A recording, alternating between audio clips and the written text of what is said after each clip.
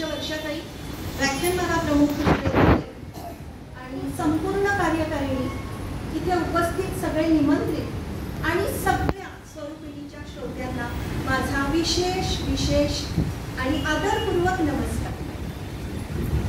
स्मृती व्याख्यानमाला ही स्वरूपिणीच्या सर्व वर्षभरातल्या कार्यक्रमांमधला मुकुट शोभावा अशी ही 5 दिवसांची व्याख्यानमाला आणि त्या मुकुटातला एक मणी होण्याचं भाग्य 28व्या वर्षी मला लाभलं, मला प्राप्त झालं. त्यासाठी मी प्रतिभाताई, अध्यक्ष वर्षाताई, व्याख्यानमाला प्रमुख श्वेताताई आणि संपूर्ण कार्यकारिणीचे आभार नाही म्हणणार, मी मनोमन कृतज्ञता व्यक्त करते आणि विषयाला सुरुवात करते. तत्पूर्वी एका विषयावर मला बोलायचंच आहे. वर्षाताई नेहमी ना त्यांचा विनोदी स्वभाव मला माहिती आहे, पण आज त्यांनी मोठाच विनोद केला. माझी ओळख माझ्याच जावेकडून करण्याचं काम त्यांना दिलं. आता ते कालचे जे होते ना बघते, त्यांचा कसा तो मित्रच होता, तर तो ते म्हटले की तो मित्र म्हटला असता, अरे बच्चा अशी काय तुझी ओळख आहे, पण इथे अवघड नातं आहे, मी लहान, मी त्यांना काही बोलू शकत नाही, त्या मला काही बोलू शकत नाही. वर्षाताई तुम्ही खाली उतरा स्टेजच्या, मग बघते तुमच्याकडे. जस्ट थोडीशी गंमत. पुढे विषय थोडासा काय होतं, पुढे जरा गंभीरपणा आहे ना, म्हणून गंमत केली, बाकी काही नाही. विषय आहे अनादि अनंत सावरकर. उत्तरम यत् समुद्रस्य हिमाद्रेश्चैव दक्षिणं वर्षतः भारतं नाम भारती यत्र संतती. म्हणजे समुद्राच्या उत्तरेला आणि हिमालयाच्या दक्षिणेला जो देश आहे, जी भूमी आहे, तो भारत देश आहे. आणि त्या भारत देशाचे ते पराक्रमी सुपुत्र, जे म्हणतात की देहाकडून देवाकडे जाताना मध्ये देश लागतो आणि त्या देशाचं आपण काहीतरी देणं लागतो असं म्हणणार येते. किंवा शांत संथ गतीने चाललेल्या भारतीय स्वातंत्र्याच्या क्रांती युद्धाला एक अक्राळ विक्राळ रूप देणारे, भारतीय जनतेच्या मनात स्वातंत्र्याची अमिट ज्योत पेटवणारे, अंधरूढी परंपरा यामध्ये गुरफटलेल्या समाजाच्या नेत्रामध्ये विज्ञानाचं झणझणीत अंजन घालणारे, ज्यांची एकच निष्ठा होती राष्ट्रनिष्ठा आणि एकच ध्येय होतं अखंड भारत. या सूत्राच्या योगावर ज्यांनी संपूर्ण भारत एक संध, एक जीव, एक रूप करू पाहिला, असे महानायक विनायक दामोदर सावरकर. म्हणजे वी.दा. सावरकर. वी.दा. सावरकर ही 7 अक्षरं मला ना कशासारखी भासली ते सांगते. की मला सप्तपर्णी बिल्वपत्र असतं बघा, 7 पानांचं, तर त्यासारखी ही अक्षरं भासली. आणि ते बेलपत्र, ते बिल्वपत्र त्यांनी स्वातंत्र्य लक्ष्मीला अर्पण केलेलं होतं. आता तुम्ही म्हणाल की अहो लक्ष्मी कुठे? बेलपत्र तर भगवान महादेवांना प्रिय आहे. मग मला तुम्हाला सांगायचंय, जरा श्री सूक्तातला पाठ आठवा. आदित्य वर्णे तपसोधी जातो वनस्पतीस्तव वृक्षोथ बिल्वः.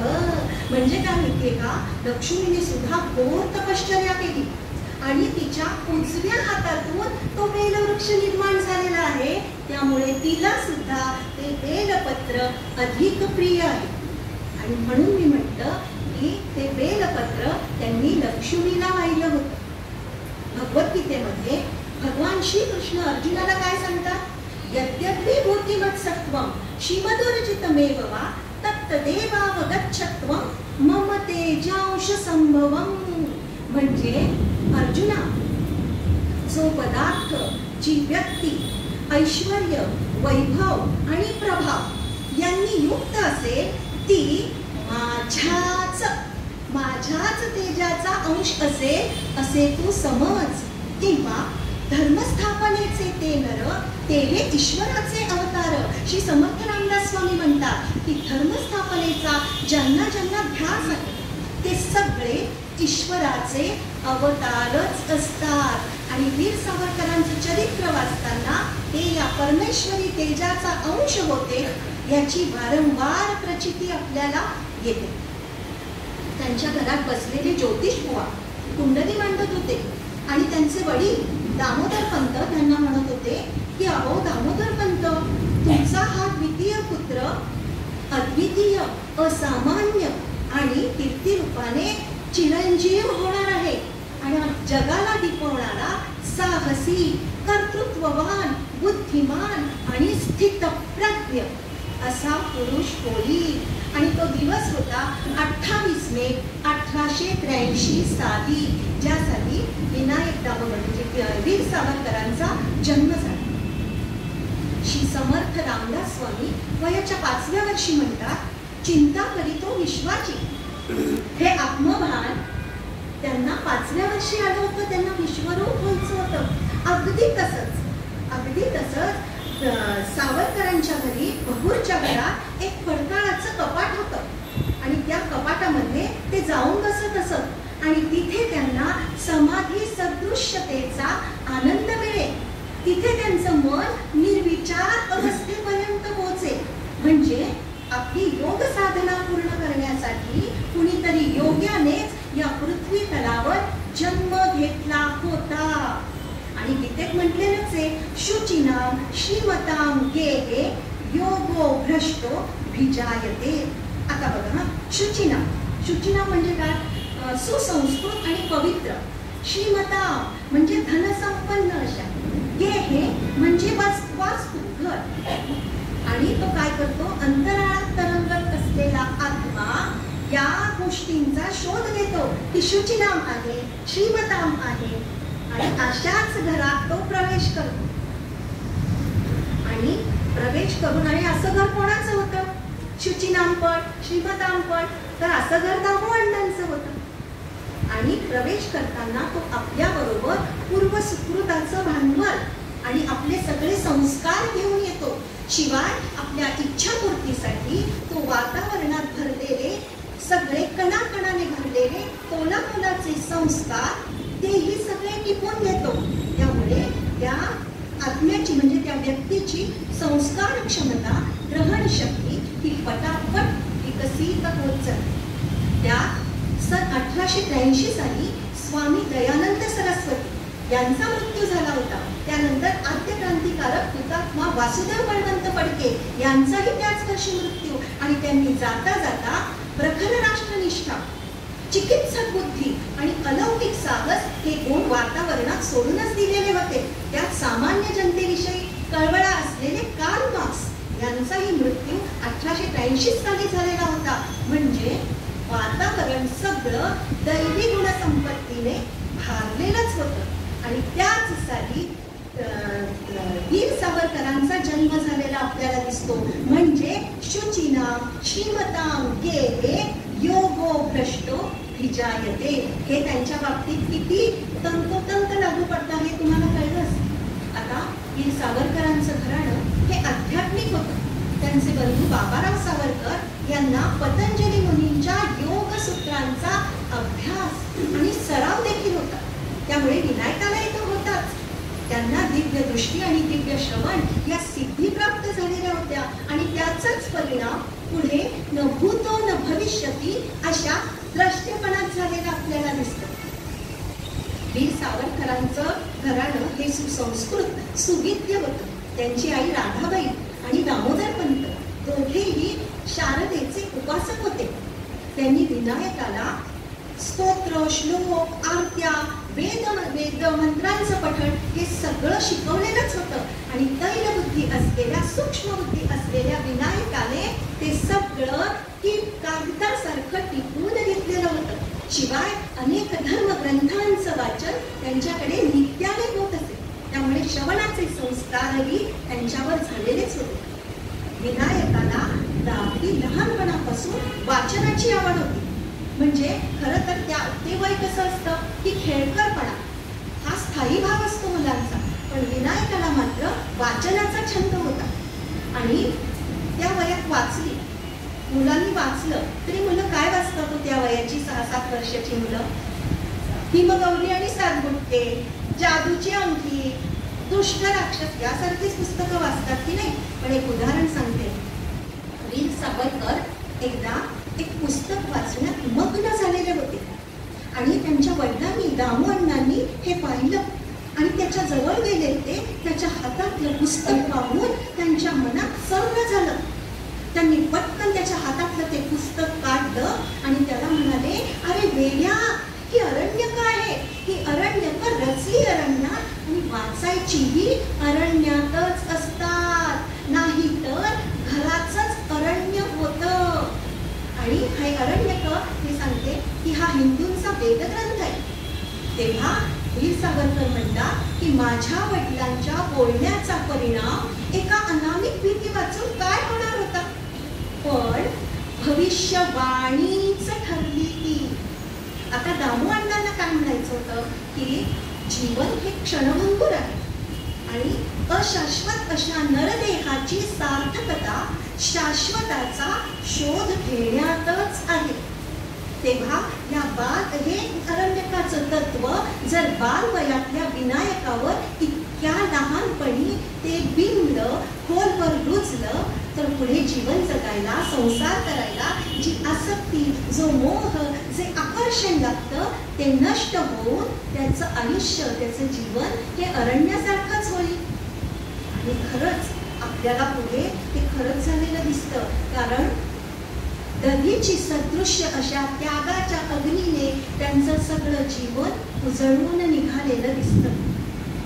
अगदी लंडनला त्यांना पोलिसांनी पकडलं आणि वीर सावरकरांनी पटकन एक कागद घेतला आणि त्यावर ते लिहितात, दीप्ता नलात निज मातृ विमोचनार्थ हा स्वार्थ जाळून ठरलो आम्ही कृतार्थ.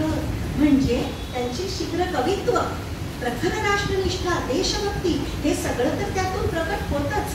पण त्याचप्रमाणे त्यांचं म्हणणं आहे की या मातृभूमीच्या स्वातंत्र्य यज्ञामध्ये आम्ही आमचा स्वार्थ, आम्ही आमची सगळी वैयक्तिक सुख जाळून टाकलेली आहेत आणि कृतार्थ झालेलो आहोत. आता महाराष्ट्रामध्ये प्लेगच्या साथीने हाहाकार उडवून दिला होता आणि सावरकरांचं घराणंही या प्लेगच्या साथीमध्ये होरपळून निघालं. त्यामध्ये त्यांचे वडील दामू अण्णा आणि त्यांचे काका या दोघांचाही मृत्यू झाला. त्यात त्यांची आई, विनायकाची आई, ही त्याच्या 9व्या वर्षीच देवाघरी गेली होती. त्यामुळे खऱ्या अर्थाने ही मुलं अनाथ, पोरकी झाली. त्यात त्यांचे धाकटे बंधू नारायणराव सावरकर यांना आधी प्लेग झाला, मग बाबाराव सावरकरांना झाला. पण त्या प्लेग मधून ते दोघेही वाचलेले दिसतात. पण त्यामुळे सगळी घरं ओस झालेली होती, गावं उजाड झालेली होती. इकडे घरात फक्त मोठी येसूवहिनी आणि विनायक लहान.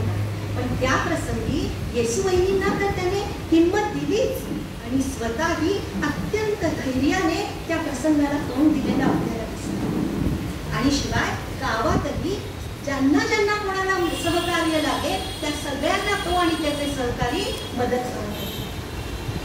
चाफेकर बंधूंची फाशीची वार्ता, लोकमान्य टिळकांच्या कारावासाची वार्ता, या वार्तेने विनायकाचं मन अस्वस्थ होईल आणि एक दिवस त्याने आपल्या अष्टभुजा भवानी देवीच्या मूर्तीला साक्षी ठेवून शपथ घेतली की हिंदुस्थानचं गेलेलं स्वातंत्र्य मिळविण्यासाठी मी सशस्त्र क्रांतीचा केतू उभारून शत्रूला मारता मारता मरे तो झुंजे.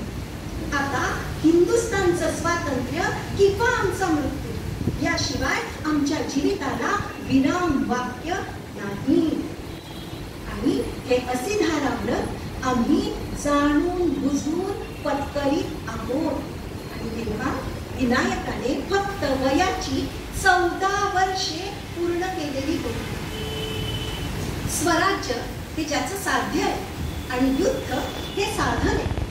या विनायकाने आणि त्याच्या सहकार्याने 1 जानेवारी 1900 मध्ये मित्रमेळा या संघटनेची स्थापना केली आणि त्या अनुषंगाने विनायकाने आपल्याला 2 वाङ्मयीन देणग्या दिलेल्या दिसतात.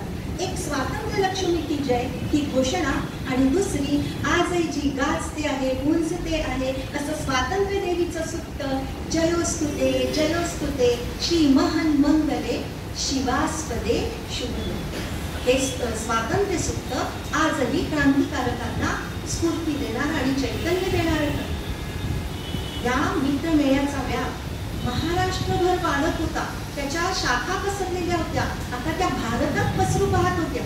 तेव्हा त्याच्यासारखीच एक जयिष्णू वर्धिष्णू अशी संस्था स्थापन करणं आवश्यक झालेलं होतं. तेव्हा मित्रमेळ्याचं विसर्जन झालं आणि अभिनव भारत ही क्रांतिकारकांची गुप्त संघटना 1904 मध्ये स्थापन झाली. आणि आता 7 ऑक्टोबर 1905 रोजी वीर सावरकरांच्याच पुढाकाराने विदेशी कापडाची होळी करण्यात आली. त्यामध्ये अनेक पुढाऱ्यांनी आपली धगधगती भाषणं केली. त्यामुळे आणि प्रदीप्त करणारी अशी भाषणं झाली. त्यामध्ये भारतीय जनतेचा क्रोधच त्या होळीतल्या निखाऱ्यांप्रमाणे जळत होता. त्यामुळे ब्रिटिश सरकारला जबरदस्त असा हादरा बसला. आणि दक्षिण आफ्रिकेत असलेल्या गांधीजींनी त्या होळीवर टीका करताना म्हटलं की भारताच्या आणि इंग्लंडच्या संबंधामध्ये यामुळे इजा पोहोचते आणि यामुळे या घटनेवर किंवा या प्रसंगात द्वेष आणि हिंसाच अंतर्भूत आहे. आणि बरोबर 17 वर्षांनी मतपरिवर्तन झालेल्या महात्मा गांधीजींनी अशीच विदेशी कापडाची होळी केल्याचं आपण इतिहासात वाचलं असेल, अभ्यासलं असेल, आपल्याला ते आठवत असेल. वीर सावरकरांचं म्हणणंच होतं की जेव्हा विषवृक्ष फोकावतो आहे तेव्हा त्याच्या फांद्या, त्याची पानं ही छाटण्यापेक्षा त्याच्या मुळावरच घाव घालावा आणि तो कधीतरी घालायचाच आहे. तर वाट कशाला बघायची, मग आजच का न घालावा असं कडाडणारं व्यक्तिमत्व होतं ते. आणि आता त्यांनी लंडन येथे जायचं ठरवलं विलायतेला. त्यामध्ये त्यांचे 2 हेतू होते. हिंदुस्थान भोवतीचे ब्रिटिशांचे पाश कसे उखळवून टाकता येतील हे त्यांना इंग्लंडमध्ये जाऊन बघायचं होतं. आणि दुसरं म्हणजे अभिनव भारताचा प्रचार आणि प्रसार करायचा होता. आणि मग आता जातो आहे मी, काहीतरी शिकलं पाहिजे म्हणून त्यांनी विधीचा बॅरिस्टरी करायचं तिथे ठरवलं. आता काय होतं की लंडनमध्ये अनेक तरुण तिथे शिकायला जात होते. अनेक होतकरू आणि बुद्धिमान तरुण सगळे एकत्र मिळणार होते. त्यामुळे तिथे त्यांना अभिनव भारताचा प्रचार आणि प्रसार करता आला. तिथे ते श्यामजी वर्मांच्या भारत भवनमध्ये राहू लागले. त्यानंतर त्यांनी हा प्रचार प्रसार केला. शिवाय इटलीचे अध्वर्यू जोसेफ मॅझिनी यांचं आत्मवृत्त त्यांनी लिहून काढलं आणि त्याचं हस्तलिखित त्यांनी बाबाराव सावरकरांना इकडे नाशिकला पाठवलं.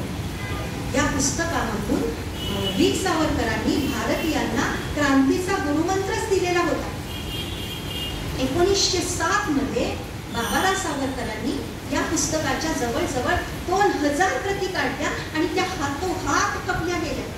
कारण त्या पुस्तकामधली प्रस्तावनाच इतकी लोकांना आवडली की लोकांनी ते वेदमंत्रांसारखं ती प्रस्तावना पाठ करून टाकली आणि त्या ग्रंथाला धर्मग्रंथाचा मान देण्यात आला होता, सन्मानित करण्यात आलं होतं. आणि आता दुसऱ्या आवृत्तीची सिद्धता झाली तेव्हा सरकारी घाणेंद्रियांना वास लागला आणि त्यावर बंदी आली.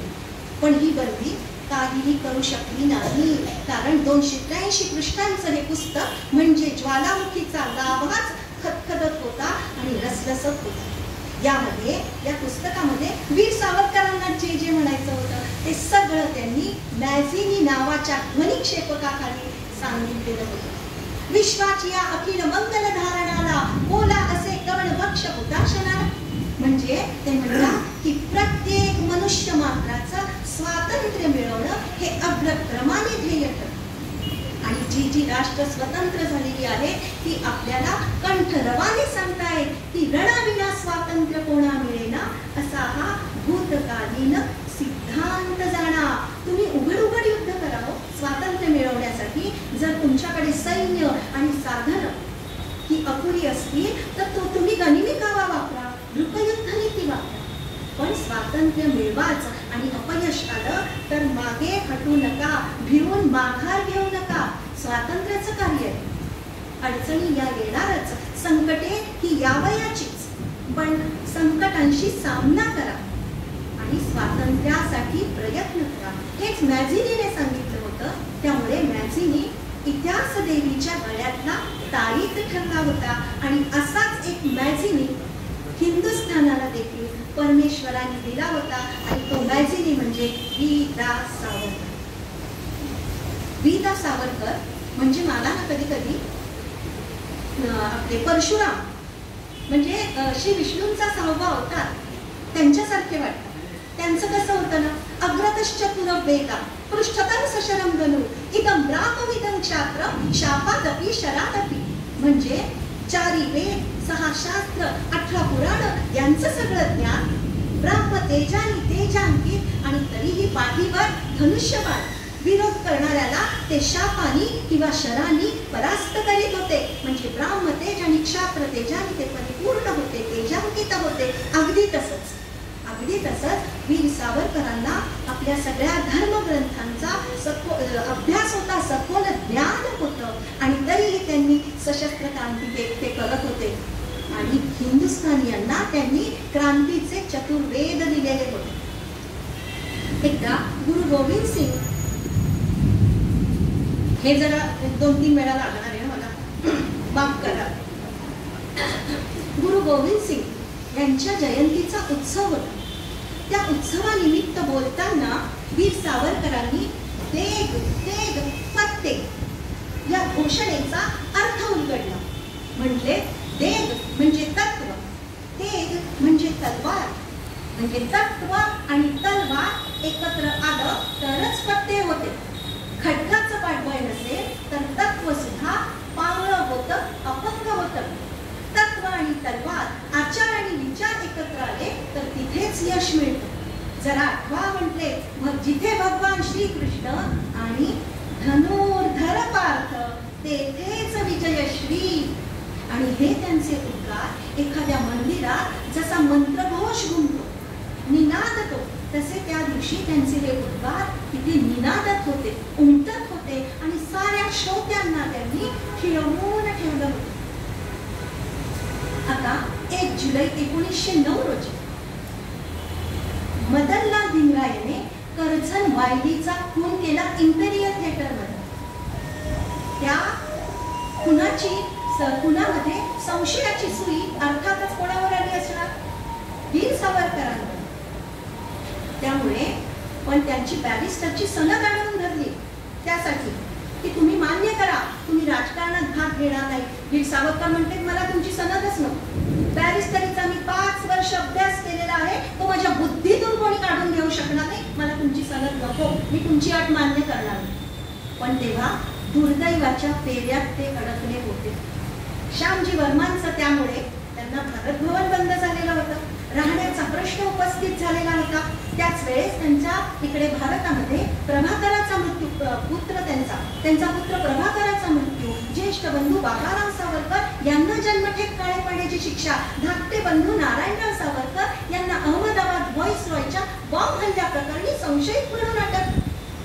या सगळ्या गोष्टींचा त्यांच्यावर प्रचंड ताण आला आणि त्यांची तब्येत, त्यांची प्रकृती बिघडू लागली. त्यांना ताप येऊ लागला, ब्रॉन्कायटिस झाला. मग ते वेल्स मधल्या आरोग्यधामात कितीतरी दिवस त्यांनी काढले आणि नंतर लंडनच्या एका छोट्या खेड्यामध्ये ब्रायटन येथे ते राहू लागले. ब्रायटनला त्यांचे मित्र निरंजन पाल ते रोज त्यांना येऊन भेटत असत.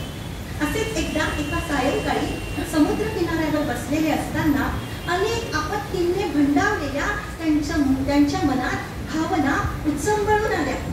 त्यात समोर तो सागर पाहिला आणि मातृभूमीचा वियोग त्यांना असह्य झाला आणि त्यांच्या डोळ्यात अश्रू आले. त्या अश्रूंचेच कण शब्द रूपाने प्रकट झाले. ने मजसीले परत मातृभूमीला सागरा प्राण तळमळला. हे काव्य, ही कविता म्हणजे महाराष्ट्र शारदेचे अनमोल असं भूषण ठरली. आता इकडे त्यांची सावरकरांची शारीरिक आणि मानसिक असे ते दुर्बल झालेले होते या सगळ्या गोष्टींमुळे. त्यामुळे त्यांनी पॅरिसलाच आराम करावा असं त्यांच्या सहकाऱ्यांना वाटत होतं. तसंच त्यांनी केलं. बरेच दिवस ते पॅरिसलाच राहत होते. तोपर्यंत इकडे इंग्लंडच्या पोलिसांनी त्यांना हवा असलेला पुरावा सगळा हिंदुस्थान मधल्या ब्रिटिशांकडून मिळवला आणि त्यांच्या अटकेची सगळी आपली सिद्धता केली. आता ते इंग्लंडला आले की त्यांना अटक होणार अशी सगळ्यांचीच अटकळ होती. आणि झालंही तसंच. ते व्हिक्टोरिया स्टेशनला उतरले आणि त्यांच्या हातात बेड्या पडल्या. त्यांना जामीन नाकारण्यात आला. त्यांना तुरुंगात नेण्यात आलं. तिथे तुरुंगामध्ये त्यांचे एक मित्र ऋषीजी अय्यर होते. ते त्यांना भेटण्यास आले होते. पटकन त्याच्या कानात कुजबुजले, आता आपली भेट मार्सेलिस. आणि इकडे त्यांनी देसवहिनींना पत्र द्यायला घेतलं की घेतले हे व्रत न आम्ही अंध केले, जे दिव्य दाहक परी असावयाचे. लब्ध प्रकाश इतिहास निसर्ग माने, जे दिव्य दाहक परी असावयाचे. बुद्ध्याची वाण धरिले करी हे सतीचे. म्हणजे अगं बहिणी, आम्ही हे व्रत अंधतेने आंधळेपणानं घेतलेलं नाही. जी निसर्गाची परिस्थिती आजूबाजूची होती त्या परिस्थितीनुसार आम्ही हे व्रत घेतलेलं आहे. हे दिव्य आहे, हे दाहक आहे, हे दाह्य आहे, हे पोळणार आहे, हे आम्हाला माहिती आहे. पण जसं सतीचं वाण आपल्या सगळ्यांना माहिती आहे की किती कठीण असतं, पण ते आम्ही बुद्धी पुरस्सर असं सतीचं वाण घेतलेलं आहे. आणि काय गं बहिणी, तुला काळजी वाटते का? आम्ही तिघही बंधू आता बाहेर आहोत, तेव्हा आपला वंश वाढायचा कसा अशी तुला काळजी वाटते का? तर म्हटले, आम्हाला होय ती वंशलता निर्वंशजीचा देशाकरिता, अशी तिची समजूत घालता येते. आणि आता 1 जुलै 1910 रोजी त्यांना मोरिया नावाची आगबोट लंडनच्या किलबरी धक्क्यावरून 3 रत्नतळींना 3 रकारांना घेऊन निघाली. पार्कर, पॉवर आणि सावरकर. पार्कर ब्रिटिश गुप्तचर अधिकारी, पॉवर पोलीस अधिकारी आणि सावरकर या सगळ्यांना घेऊन निघाली. ती 7 जुलैला संध्याकाळी मार्सेलिसला आली. मार्सेलिसला तिने नांगर टाकला आणि सकाळी 8 जुलैला ती पहाटे निघाली. आता ही संधी बरोबर वीर सावरकरांनी साधली. ते शौचागृहात गेले. शौचागृहात एक पोर्टहोल होतं, म्हणजे त्या काचेमधून दिसायचं. तिथे आपल्या अंगातला झगा काढला, तो त्या पोर्टहोलला लावला आणि इकडे जे समुद्राकडे उघडणारं दुसरं पोर्टहोल होतं त्या काचेचे ते काच फोडायला सुरुवात केली. त्यांनी ती पूर्ण काच फोडली. त्यांच्या अंगाचं माप, पोर्टहोलचं माप हे त्यांनी जाणव्याने आधीच मोजून ठेवलेलं होतं. आणि ती काच पूर्ण फोडून झाली. त्या काचेमधून आपलं अंग हळूहळू हळूहळू संकुचित करत पूर्ण बाहेर काढलं आणि समुद्रात उडी मारली. आणि झालं असं होतं खरं तर की त्या काचेमुळे शरीर जरा काय होत झालेलं होतं, त्यांची कातडी सोलवाटली होती. त्या समुद्रातलं खारं पाणी शिरत होतं, त्यामुळे वेदना झोंबत होत्या, पण अत्यंत जिद्दी आणि दृढनिश्चयी होते. ते तसेच पोहत राहिले. एक वीर त्यांना काय म्हणतो, एक कवी त्यांना काय म्हणतो माहितीये, सागर का जल खोल उठा था तुम्हें अंक में पाकर. तर दुसरा एक कवी म्हणतो की हनुमंतानंतर जर सागर ओलांडणारा कोणी वीर असेल तर तो वीर सावरकर. आणि आता इकडे बोटीवर पहारेकऱ्यांना, अधिकाऱ्यांना तोपर्यंत ही वार्ता आलेली होती की सावरकरांनी इथे समुद्रात उडी घेऊन ते निसटले. त्याबरोबर त्यांनी धडाधड धडाधड गोळ्या झाडायला सुरुवात केली.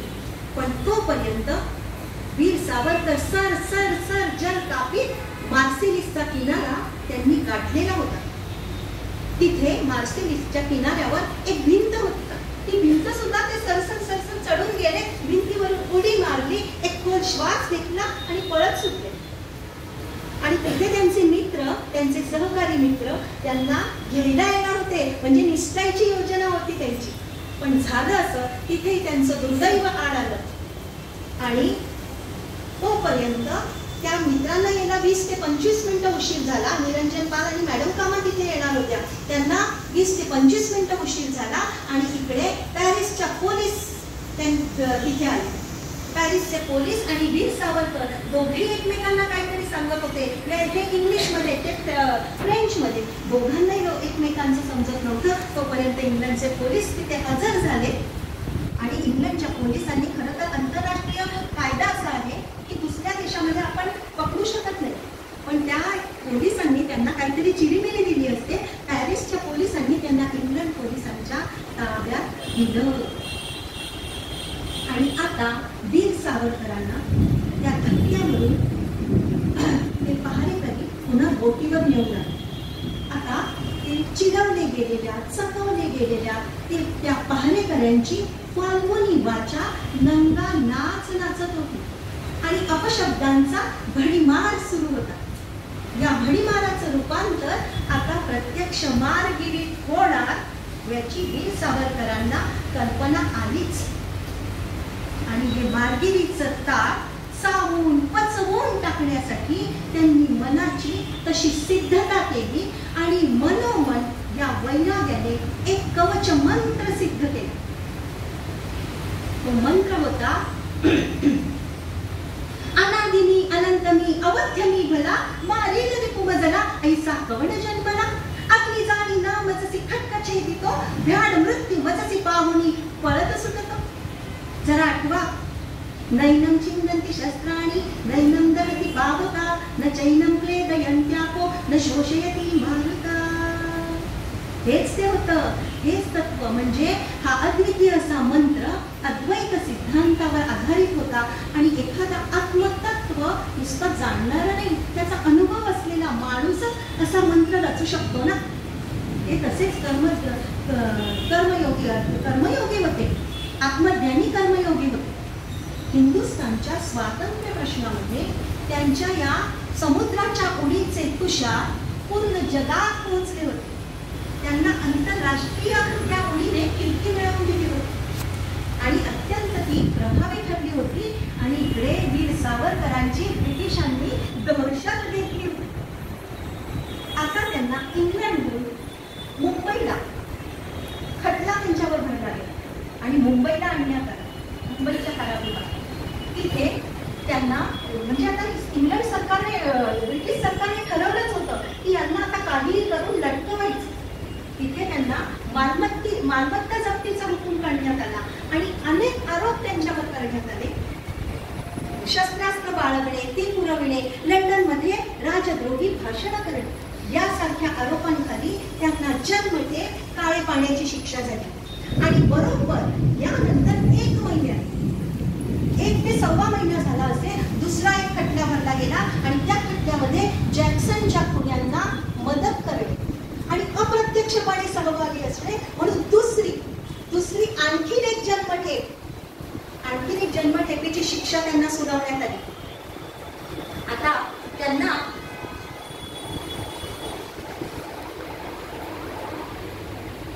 ते ब्रिटिश अधिकारी तुरुंगात नेत होते. तेव्हा एक अधिकारी त्यांना अत्यंत छद्मीपणाने वक्रतेने म्हणाला, मिस्टर सावरकर, आम्ही तुम्हाला तुमच्या हिंदूंच्या पुनर्जन्माच्या मान्यतेनुसार 2 जन्मठेपीची शिक्षा सुनावलेली आहे आणि तुम्हाला ती एकाच जन्मात पूर्ण करावयाची आहे. आता मला सांगा, आपल्यासारखा एखादा सामान्य माणूस असता तर त्याची वाचा, त्याची कोणती बंद झाली असते, त्याची गात्र सगळी शिथिल झाली असते. पण वीर सावरकरांनी त्याही वेळेस अविलंब उत्तर दिलं. म्हणतात तसे, अहो या निमित्ताने का होईना एका ब्रिटिश अधिकाऱ्याने आमच्या हिंदूंच्या पुनर्जन्माच्या मान्यतेवर काही काळ का होईना पण विश्वास ठेवला, हेच माझ्यासाठी खूप आहे.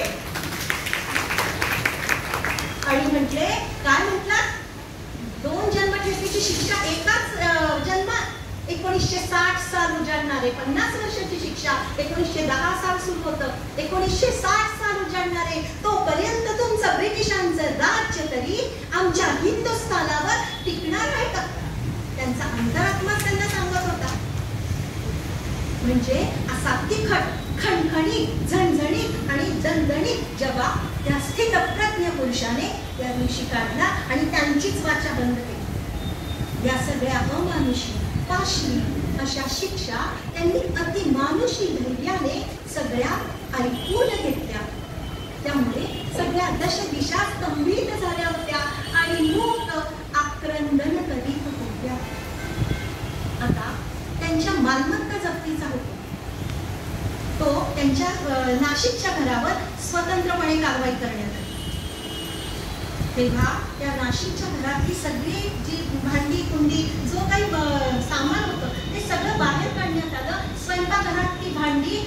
दिवशी चुलीवर शिजलेल्या अन्नासकट सगळी बाहेर फेकून देण्यात आली आणि येसूबाई घरात एकटीच होती. माई सावरकरांची पत्नी तेव्हा माहेरी होती. त्या बाहेर आल्या आणि त्या गावात त्यांचे मामा राहत होते, पण त्या मामांनी त्यांना ब्रिटिशांच्या धाकापायी आश्रय दिला नाही. आणि त्यांचे एक स्नेही रामभाऊ दाता यांच्या घराच्या जिन्याखाली आता त्या अशा घाबरलेल्या भेदरलेल्या अवस्थेत तशाच कितीतरी वेळ त्या उभ्या होत्या. आणि जेव्हा त्यांना रामभाऊंना ही गोष्ट कळली तेव्हा रामभाऊंनी त्यांना गुपचूप घरात घेतलं आणि नंतर त्यांना प्रत्येक वेळेस सहाय्य केल्याचं आपल्याला दिसतं. आता वीर सावरकरांकडे त्यांची स्वतःची अशी वैयक्तिक काय मालमत्ता होती? ती अंगुलिका, एक गीतेची प्रत एवढीच आणि त्यांचे उपनेत्र तेही जप्त करण्यात आले. म्हणजे इंग्रजांचा मालमत्ता शब्दाचा संकुचित परीघ ते नंतर काही दिवसांनी त्यांना परत करण्यात आले. आता त्यांच्यावर आणखीन एक दया दाखवण्यात आली की त्यांची पत्नी आणि त्यांची भेट घडू दे. आता जरा कल्पना करा की ती 19 वर्षाची कोवळी निरागस निष्पाप पोर किती स्वप्न पाहिजे असतील हो तिने की आता आपला पती बॅरिस्टर होऊन येणार. बॅरिस्टरच्या ऐकणार डौलदार जगामध्ये आपल्याला त्याचं दर्शन होणार आणि आपण आता सुखाच्या ऐश्वर्याच्या प्रभावळीतच राहणार. म्हणून तर एवढी सगळी कष्ट आपण सोसली आहेत ना. पण जेव्हा तिला आपल्या पतीचं कैद्याच्या पोशाखात म्हणजे त्या जाड्या भरड्या सगळ्यामध्ये आणि गुडघ्यापर्यंतची ती विचार डोक्यावर टोपी आणि हातात आणि पायात बेड्या या अवस्थेत जेव्हा त्या पोशाखामध्ये जेव्हा त्यांना त्यांच्या पतीचं दर्शन झालं असेल तेव्हा त्यांच्या मनावर केवढा आघात झाला असेल याची कल्पना आपण करू शकतो. 6x10 ची ती कोठडी होती. पतीला स्पर्शही करता येणार नव्हत्या, त्या तर फक्त सारख्या रडतच होत्या. वीर सावरकर तिला म्हणाले, आता थोडा वेळ मिळाला आहे तर आपण बोलूया का? आणि तेच तिला म्हणाले, अहो मुला मुलींची बीण वाढवणे आणि 4 टप्प्या जमवून घरटे बांधणे म्हणजे संसार नव्हे. असा संसार तर कावळे चिमण्या देखील करतात. मग संसाराचा याहून भव्य अर्थ असा आहे की हिंदुस्थानच्या प्रत्येक घरामध्ये पुढे सोन्याचा धूर निघावा म्हणून आपण आपली चूल बोलकी फोडून टाकणं म्हणजे संसार. असा संसाराचा भव्यतर अर्थ त्यांनी त्या दिवशी प्रकट केला. आणि मला हे चरित्र वाचताना प्रत्येक वेळेस असं वाटत होतं की वीर सावरकर ही व्यक्ती नाहीये, ही विचार आहे. हा विचार जो असतो ना तो काल आज आणि उद्या तो असतोच, त्याला आधी नसतो आणि अंतही नसतो. म्हणून मी मग शीर्षक दिलं त्यांच्याच भाषेत अनादि अनंत सावरकर. कारण हे विचार राहणारच आहे आणि असं अमरत्वाचं वरदान लाभलेले असे हे वीर सावरकर म्हणजे स्वतःच एक सिद्ध असा मृत्युंजय मंत्र. आता त्यांना कडक बंदोबस्तामध्ये मद्रासला आणण्यात आलं आणि मद्रासहून महाराजा या आगनावेने ती आगनाव त्यांना हिंदुस्थानातून अंदमानला पोहोचवण्यासाठी निघाली 27 जून 1911 रोजी. ही महाराजा आगनाव म्हणजे मेंदू व्यवस्थापन गहाण टाकलेली ब्रिटिशांची व्यवस्था. कारण त्याच्या तळमजल्यावर एका दाट गजबंद कोंदट अशा एका कोपऱ्यामध्ये एक अर्ध कापलेलं पिंप ठेवलेलं होतं चलानवाल्यांना मलमूत्र विसर्जनासाठी. आणि एका बाजूला ते चलानवाले. चलानवाले म्हणजे कोणते सांगते? चलानवाले म्हणजे देशभरातले अट्टर निर्ढावलेले बदमाश गुन्हेगार. आणि त्यांचं ते नीच निर्लज्ज हास्य घामट घाणेरडं अंग कितीतरी दिवस आणि तोंड सुद्धा न घासले. म्हणजे एकीकडे त्यांच्या शरीराची दुर्गंधी, एकीकडे त्या पिंपातल्या मलमूत्र विसर्जनाची दुर्गंधी आणि मध्ये उच्च सभ्य फुलोत्पन्न देशभक्त बॅरिस्टर सावरकरांचा बिछाना. बिछाना कसलो तरट होतं ते. पण वीर सावरकरांनी या सगळ्या गोष्टी अत्यंत तटस्थ त्रयस्थपणे स्वीकारल्या. जणू काही ती भविष्यातल्या भोगांची वानगीच होती. आता जवळजवळ 7 दिवसांनी ती महाराजा आज्ञा अंदमानात येऊन पोहोचली आणि सेल्युलर कारागृहाचा तो दरवाजा करकरत उघडला आणि त्याने बिल्लाधारी सावरकरांना आत घेतले आणि तो करकरत बंद झाला. मगरीचा जबडा जणू बंद व्हावा तसा. बिल्लाधारी म्हणजे कोणता बिल्ला होता त्यांना? D for dangerous. कारण त्यांना ब्रिटिशांना दहशत वाटायची ना त्यांची, म्हणून त्यांना डी हा बिल्ला होता. आता त्यांना शेवटच्या मजल्यावरील मधल्या कोठडीमध्ये ठेवण्यात आलं होतं आणि या तपस्व्याचा दुस्सह असा एकांतवास तिथे सुरू झाला. या सेल्युलर कारागृहाचा सर्वाधीश जेलर म्हणजे बारी तो एक क्रूर कर्मच होता. त्याचं ते यमपुरी क्रौर्य हे शिसारी आणण्यासारखं आहे.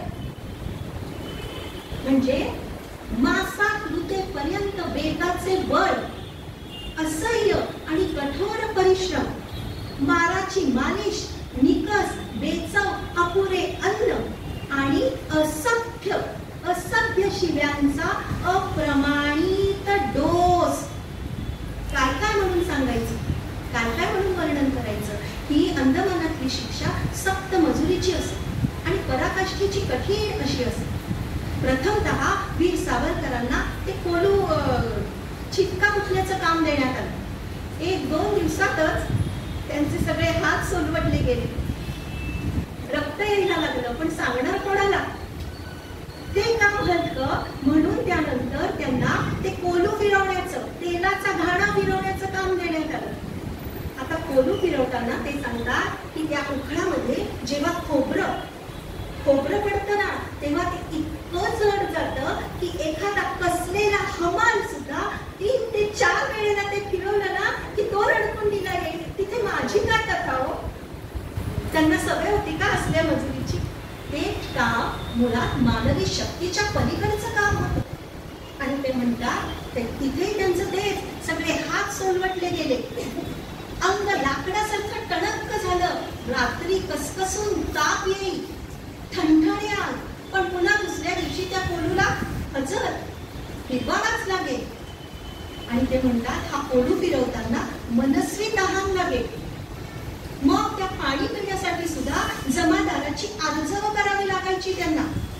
आणि तो पाणी देणारा जो असेल त्याला जर आम्ही तंबाखूची चिमटी दिली तर तो आम्हाला पाणी देईल. त्यात जर आम्ही 3 कटोरे पाणी प्यायलो तर तो जमादार आम्हाला ओरडे, 3रा कटोरा क्या तुम्हारे बाप के घर का है क्या? आणि जन्मठेप मध्ये ते म्हणतात हे मी तुम्हाला फार सभ्य शब्दात सांगेन. अंदमानातल्या या कारागृहामध्ये कोणाही कैद्याला बोललं चिठ्ठी पाठवणं म्हणजे एक निषिद्ध कर्म होतं. म्हणजे पाटी नाही, पेन्सिल नाही, चिठ्ठी नाही, चपाटी नाही, वृत्तपत्रांची तर वार्ता सोडा, बोलणं नाही, नजरेने बोलणं नाही, हावभाव करणं नाही. स्नानाची सोय काय?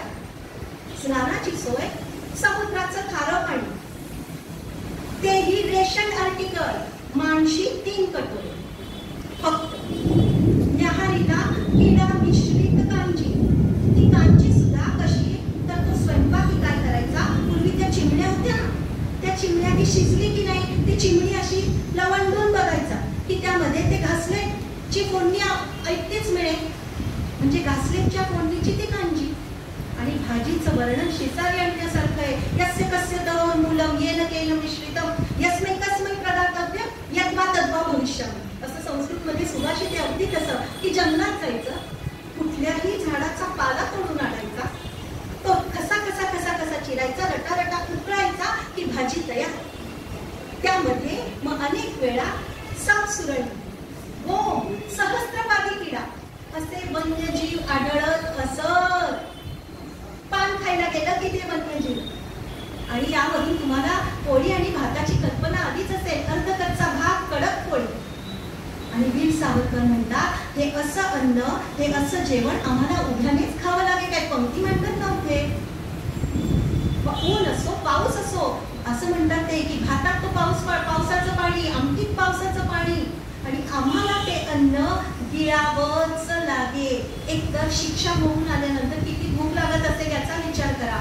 दुसरी गोष्ट काय म्हणायचंय की आमचा जीव जगला तर देशाचा विचार कधी केलाच नव्हता. आमचा जीव जगला तर आम्ही देशासाठी पुढे काहीतरी करू शकू ना. हे झालं अन्नाचं. आता नैसर्गिक विधींचं काय? नैसर्गिक विधींना सुद्धा दिवसातून फक्त 3दाच अनुमती होती.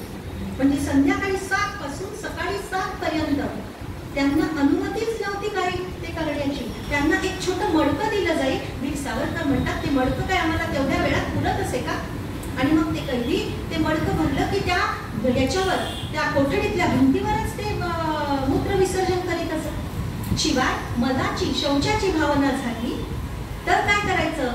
गुडघ्यावर चालत जाऊन त्या बॉर्डरला उठवायचं. त्याने त्याच्याकडून तो डॉक्टरला प्रमाणपत्र आणायचं. ते डॉक्टरनी दिलं तरच त्यांना ती अनुमती. नाही तर काय त्या तेवढ्या वेळात म्हणजे तो देईल याची खात्री नाही. मग काही कैदी काय करायचे की तो विधी तिथे भुईवरच उरकत असत कोठडीमध्ये. आणि मग रात्रभर त्यांना त्या दुर्गंधीमध्ये राहावे लागत होते.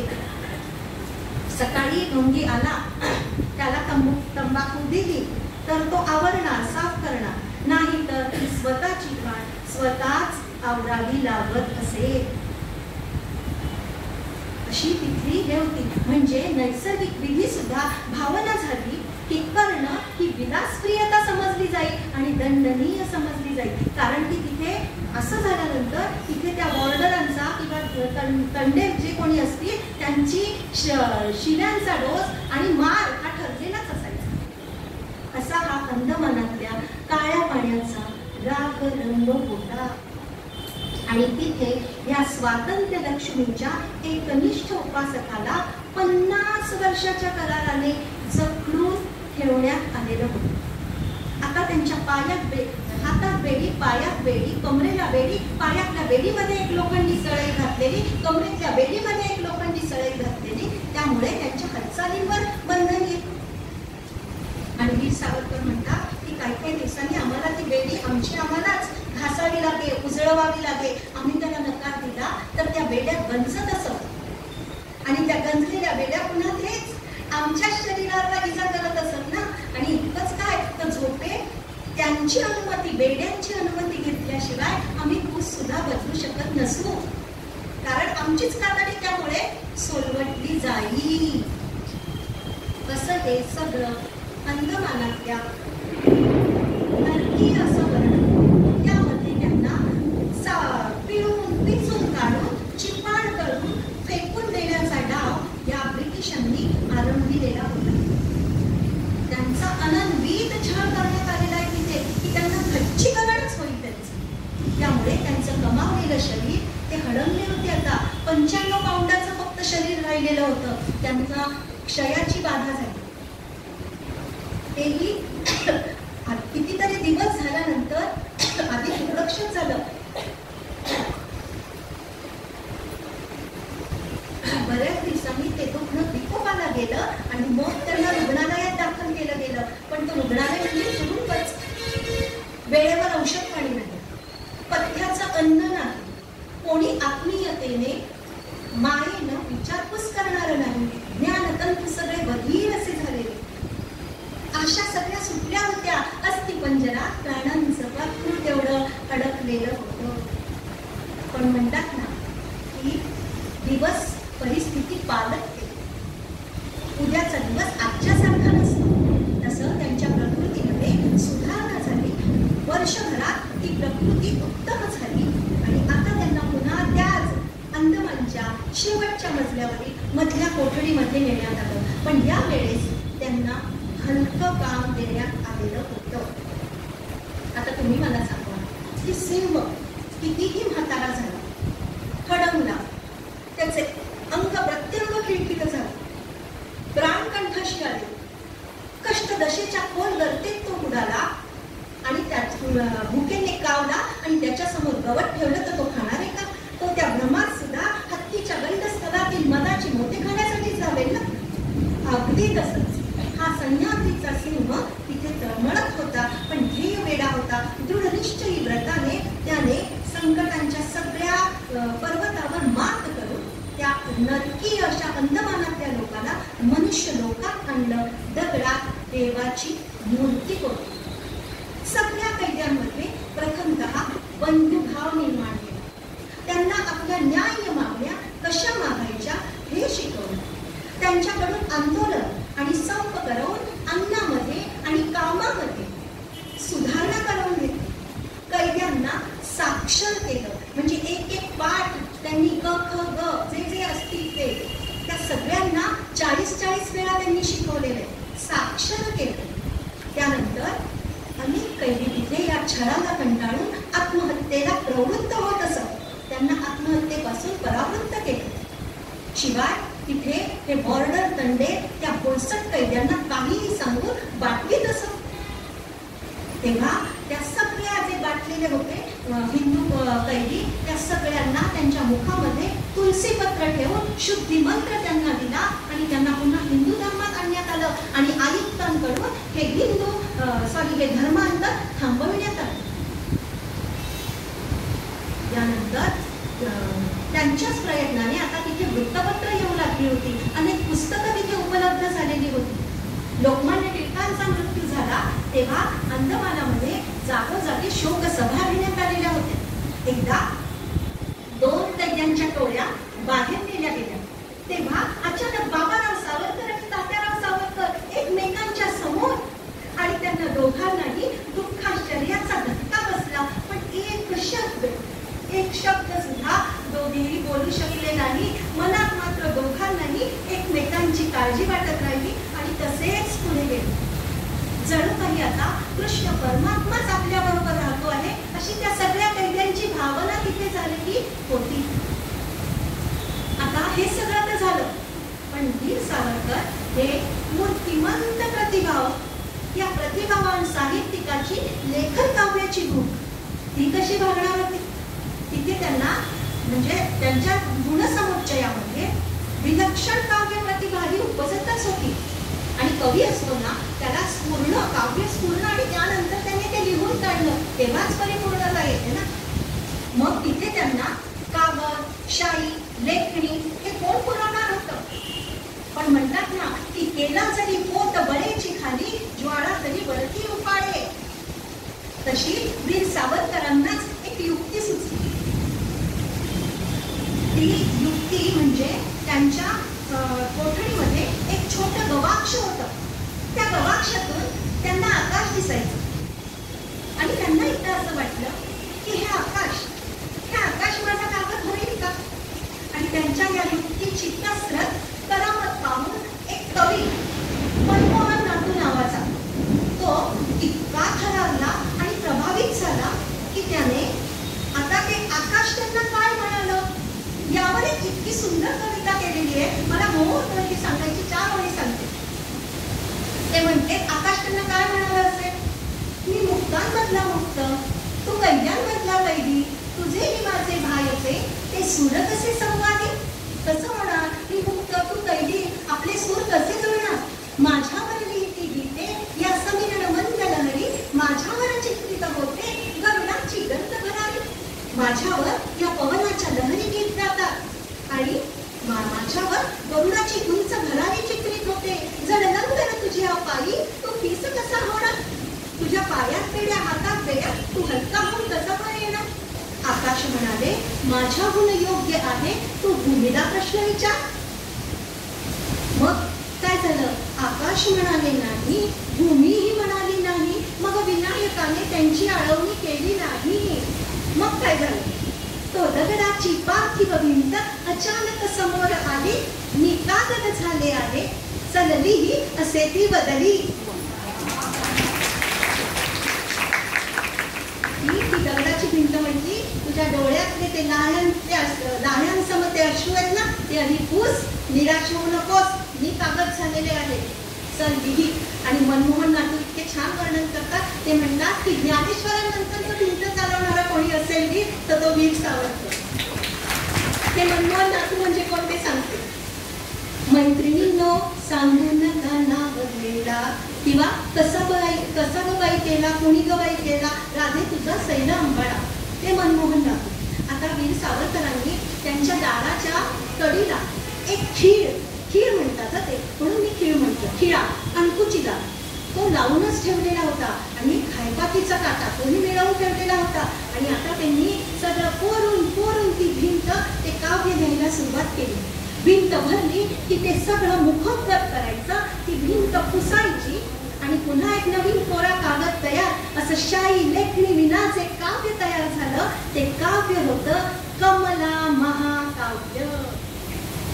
आता देशभरात या क्रांतिकारकांच्या सुटकेसाठी मागणी होत होती. जनमत प्रक्षुब्ध झालेलं होतं. त्यामुळे ब्रिटिश पत्थराला पाझर फुटला आणि आता अंदमानातून त्यांना हळूहळू सगळ्या कैद्यांच्या टोळ्यांना हिंदुस्थानात पाठवण्यात आले. तो सेल्युलर कारागृहाचा दरवाजा जसा करकरत उघडला होता तसा करकरत बंद झाला होता तसा तो उघडला. मगरीचा जबडा उघडला. त्यामधून सावरकरांनी पाऊल बाहेर टाकलं तोच एक कुशाबा पाटील नावाचा कैदी भरकन धावत त्यांच्यापाशी गेला आणि त्याने रानचाफ्याच्या 7 फुलांचा हार तो पुढीच्याच दोऱ्यामध्ये गुंडाळलेला होता. त्याने पटकन त्यांच्या गळ्यात घातला आणि वाकून त्यांना नमस्कार केला आणि उठताच तिथे जोरात आरोळी ठोकली. देशभक्त तात्याराव सावरकर की जय अशी उच्च स्वरात आरोळी ठोकली. वीर सावरकर म्हणतात की तो हार माझ्या गळ्यात उडत होता पण मनात मात्र मला चाफेकर बंधूंची आठवण घोळत होती. आणि कवी हृदयाचे होते. म्हणतात की जणू काही ती अंदमानी कैद्यांची वैजयंती मालाच वाटली मला. आता त्यांना तिथून हिंदुस्थानात आणण्यात आलं. अंदमानातून हिंदुस्थानात आणण्यात आलं होतं. हिंदुस्थानाचा तो नीलसिंधू जलधौत चरणतल त्यांना दिसला. दोघेही बंधूंनी वंदे मातरम जय, भारत माता की जय अशा घोषणा करून मातृभूमीला वंदन केले. हिंदुस्थानातून त्यांना अलीपूर कारागृहामध्ये आणण्यात आले. अलीपूर कारागृहामध्ये ते 2 वर्ष होते. त्यानंतर त्यांना रत्नागिरीच्या कारागृहामध्ये सुद्धा ते म्हणतात 6 महिने तिथे ते होते. ते म्हणतात की तिथे मला निर्जन एकलकोंडा एकांतवासात ठेवण्यात आलं होतं आणि मी तिथे क्षणाचा पण कितवा भाग असतो पळ मला आता आठवत नाहीये, पळभर सुद्धा मला दुस्सह असा झालेला होता आणि माझे सगळे मज्जातंतू बधीर झालेले होते. उद्विग्नता इतकी वाढलेली होती की विवेक उदासीन झाला होता आणि 1-2 क्षणी मला असं वाटलं की इथे सुद्धा ती खिडकी आहे, पटकन 1-2 खंड घ्यावा आणि आपला जीवन तंतू संपवून टाकावा. पण त्यांना आठवलं की अंदमानात आपणच कैद्यांना आत्महत्या करण्यापासून परावृत्त केले. लागलीच पतंजली मुनींच्या योगसूत्र योगश्चित्त वृत्ती निरोधा यावर त्यांनी या सूत्रावर ध्यान लावलं, मन स्थिर केलं आणि एकाग्र केलं आणि या नकारात्मक विचाराला मागे झालं. आता रत्नागिरीतून 6 महिने झाले आणि त्यांना 1924 रोजी रत्नागिरीमध्ये स्थानबद्धतेत ठेवण्यात आलं होतं. ती स्थानबद्धता त्यांची 1937 पर्यंत टिकली, म्हणजे 13 वर्ष टिकली. रत्नागिरीत येऊन 15 दिवस होतात न होतात तोच हिंदू महासभेची स्थापना झालेली होती आणि संस्थापकपदी बाबाराव सावरकर यांचा नाव. मग तात्याराव सावरकर कुठे होते? त्यांना राजकारण करायची बंदी होती ना. मग त्यांनी आता राजकारणाव्यतिरिक्त इतर क्षेत्रांमध्ये घोडदौड सुरू केली. ते म्हणतात ना योजकच तत्र दुर्लभ, तसं की राजकारण नाही करू शकत. मग आता समाज सुधारतो, समाजाला सुसंघटित करतो आणि मग त्यांनी तेच केलं. रत्नागिरीमध्ये प्रत्येक वस्तीमध्ये म्हणजे महारांची वस्ती, मांगांची वस्ती, चांभारांची वस्ती वेगवेगळी होती.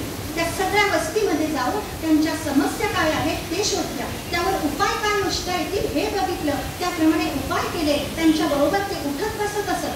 शिवाय सहभोजनाचे कार्यक्रम होत असत. त्यांना सगळ्या विहिरींवर विहिरी खुल्या करून द्यायला त्या लोकांना. तसंच आपल्या पत्नीला सांगून त्यांनी हळदी कुंकवाचे कार्यक्रम देखील केले. एक शाळा काढून तिथल्या सगळ्या मुलांना शाळेत शिकवण्यासाठी पाठवलं. त्याचप्रमाणे एक 3 नावाचे सद्गृहस्थ होते, त्यांच्याकडून त्यांनी लक्ष्मी नारायणाचं मंदिर बांधून घेतलं आणि आता त्या मंदिराचे दरवाजे त्यांच्या सगळ्यांसाठी सताट उघडे ठेवण्यात आले. हेच ते रत्नागिरीचं पतित पावन मंदिर. आणि अस्पृश्यता निवारण्याचा मान वीर सावरकरांमुळे रत्नागिरीला मिळालेला आपल्याला दिसतो. एका मुद्द्याला जर मी स्पर्श केला नाही तर मला असं वाटेल की हे व्याख्यान कुठेतरी अपूर्ण आहे. कारण ते स्वतःच म्हणायचे की माझी मार्सेलिसची उडी विसरा, माझ्या अंडमानातल्या यातना विसरा, मी लेखक आहे, कवी आहे, साहित्यिक आहे, नाटककार आहे, हे सगळं सगळं तुम्ही विसरा.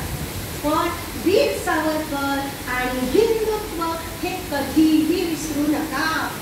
वीर सावरकर म्हणजे हिंदुत्वाची प्रत्यक्ष मूर्तीच होते. त्यांनी हिंदुत्वाची व्याख्या आपल्याला केलेली दिसते. आसिंधु सिंधू पर्यंत यस्य भारत भूमिका पितृभू पुण्यभूश्चैव स वै हिंदुरिति स्मृताः. म्हणजे ही सिंधू सागरापासून सिंधू नदीपर्यंत ही जी भूमी आहे, हा जो देश आहे, ज्याची पितृभू आहे आणि पुण्यभू देखील आहे, ते सगळे हिंदू. पितृभू म्हणजे आईचे आणि वडिलांचे सगळे पितर, आणि पुण्यभू म्हणजे आपल्या ऋषी मुनींनी, धर्मगुरूंनी, आपल्या तत्ववेत्यांनी ही भूमी पावन करून ठेवलेली आहे. त्यामुळे ही तीर्थभूमी आहे अशी त्यांची श्रद्धा आहे, म्हणून पुण्यभू. आणि ज्यांना ज्यांना हे असं वाटतं की आमची पितृभू आहे आणि पुण्यभू आहे, ते सगळे हिंदू, मग ते कुठल्याही धर्माचे असो, यहुदी, ज्यू, पारशी, मुस्लिम, पण त्यांना ही भावना वाटली पाहिजे की ही माझी पितृभू आहे आणि पुण्यभू देखील आहे. त्यांचं हिंदू मुस्लिम संबंधात धोरणच होतं, if you come with you, if you don't without you, if you oppose in spite of you, we will fight for independence as best as we can. हे त्यांचं धोरण होतं. एक देव, एक देश, एक आशा, एक जाती, एक जीव, एक भाषा, या सूत्रावर त्यांनी अखंड भारताचं स्वप्न पाहिलं होतं. अखंड भारताची मूर्ती त्यांच्या हृदयात कोरलेलीच होती. इतकं त्यांचं हिंदुत्व प्रखर होतं की पूर्ण रक्तामध्ये, पेशीमध्ये त्यांच्या हिंदुत्व होतं.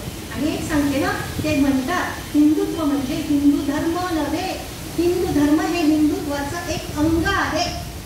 कारण सगळ्या धर्मांना घेऊन जायचं होतं ना. आता शेवटचा मुद्दा सांगते की त्यांना वीर सावरकरांना माफीनामा आणि सक्षम शरणागती पत्करून तुम्ही त्यांनी अंदमानातून सुटलेले असे अनेक आरोप त्यांच्यावर होतात. पण ते आरोप करणाऱ्यांना, ज्यांनी जन्मठेप हे त्यांचं आत्मचरित्र वाचलं असेल, त्यांना या आरोपातला फोलपणा करेल. कारण सगळ्यात पहिलं माझं वैयक्तिक मत आहे, जी माणसाशी आरोप करतात ना, त्यांनी त्यांच्यासारख्या अनन्वित छळामध्ये कमीत कमी 2 महिने तरी कसे काढून दाखवावे आणि मग आपली जीभ उचलावी बोलण्यासाठी. आता त्यांचा विचार सांगतो की त्यांनी अशी आवेदनपत्र सरकारला दिलेली होती आणि त्या आवेदनपत्रांची त्यांनी ही वस्तुस्थिती माझी जन्मठेपमध्ये मांडलेली आहे. ती कुठेही त्यांनी लपवलेली नाही. दुसरी गोष्ट की त्यांनी आपल्या कृत्याबद्दल कधीही माफी मागितलेली नाही. याचं कारणही, आणि आवेदनपत्र दिली होती याचं कारण सांगते की ते बॅरिस्टर होते, वकिली बाण्याने कायद्याच्या चौकटीत राहून जे जे त्यांना करता येईल ते त्यांनी केलं. त्यामध्ये त्यांच्या दृष्टीने वैधता होती, ते गरीब नव्हतं. आणि चौथा मुद्दा असा आहे की ब्रिटिशांच्या तुरुंगामध्ये खितपत पडणं आणि मरून जाणं हे काही त्यांचं ध्येय नव्हतं. त्यांच्या तुरुंगातून सुटणं, निसटणं आणि पुन्हा क्रांतीचा लढा उभा करणं हे त्यांचं ध्येय होतं. आणि त्यासाठी ते इतकं छान सांगतात, ते म्हणतात म्हणजे त्यांच्यावर आपल्या कृष्णाचा, भगवान श्रीकृष्ण आणि छत्रपती शिवाजी महाराजांच्या युद्धनीतीचा प्रभाव होता.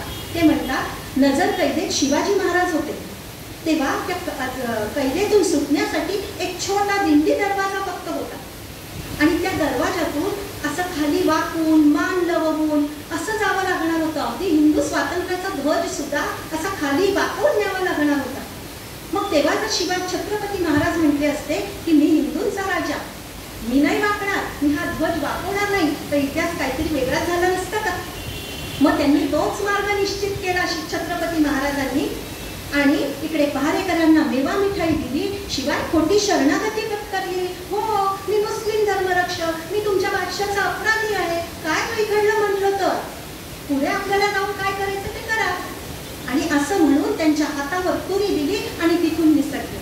आणि वीर सावरकर इतके छान म्हणतात, ते म्हणतात की समजा यामध्ये छत्रपती महाराज जर पकडले गेले असते तर तो औरंग्या त्यांना आपल्या विकट हास्यासह काय म्हणाला असता, अरे देख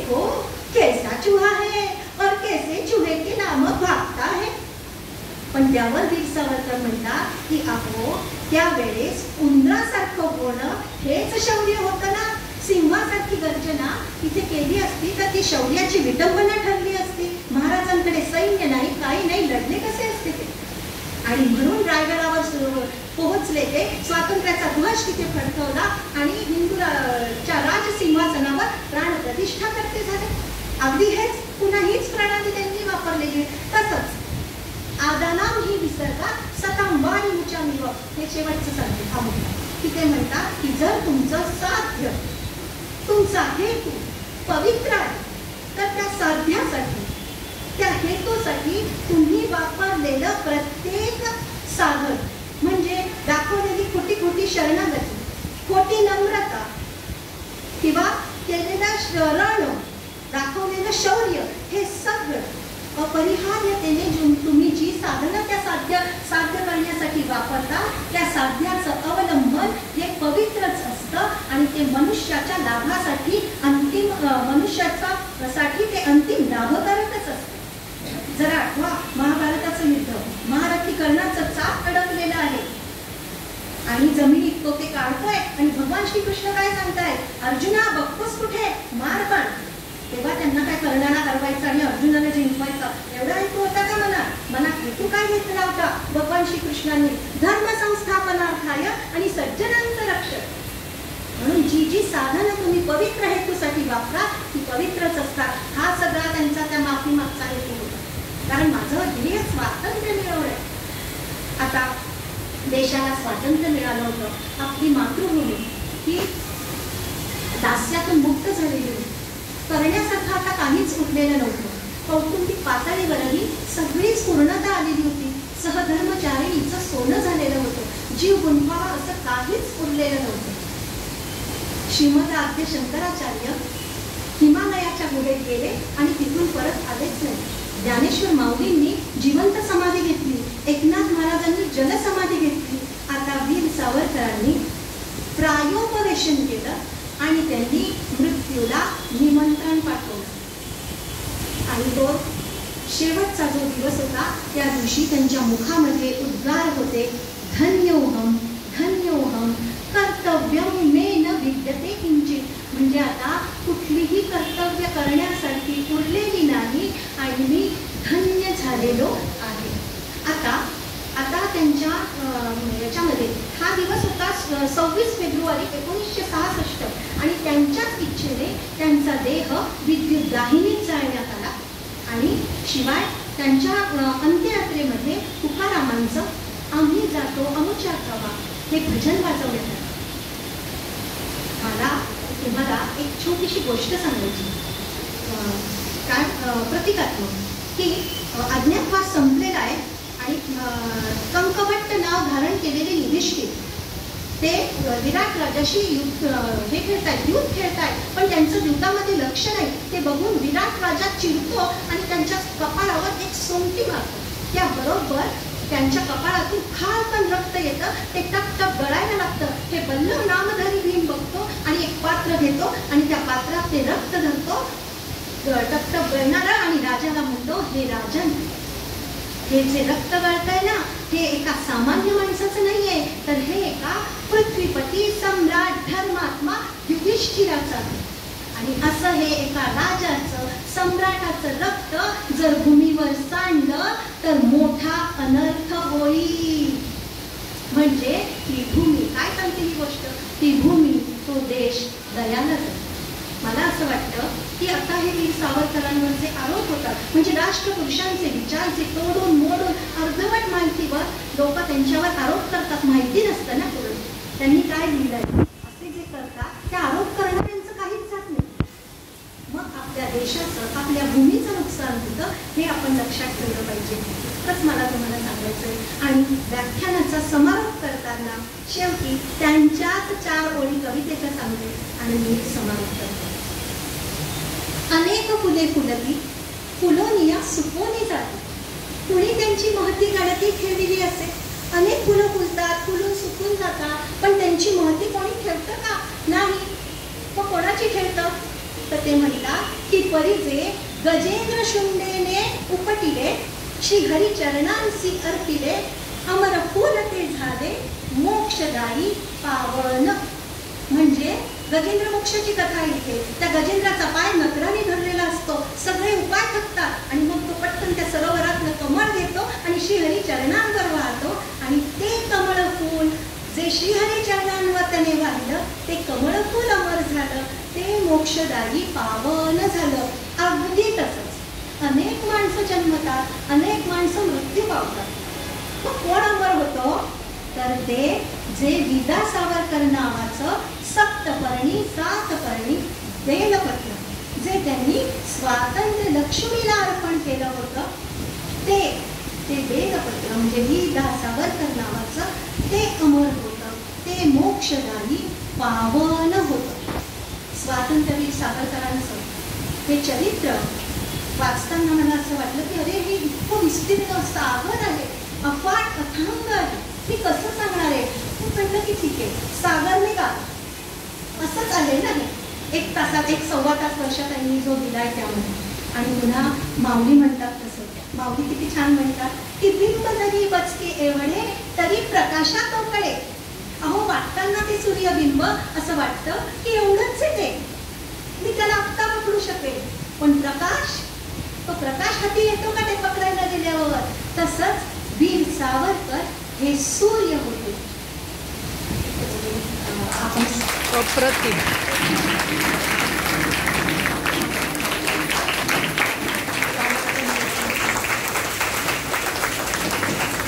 सगळ्यांनी त्या शांत चित्ताने हे माझं जे विचार ते ऐकून घेतले तर त्याबद्दल धन्यवाद. फक्त एक सूचना आहे की विचार म्हणूनच तुम्ही घ्या, कारण की कधीतरी इतिहासाचा संदर्भ कुठेतरी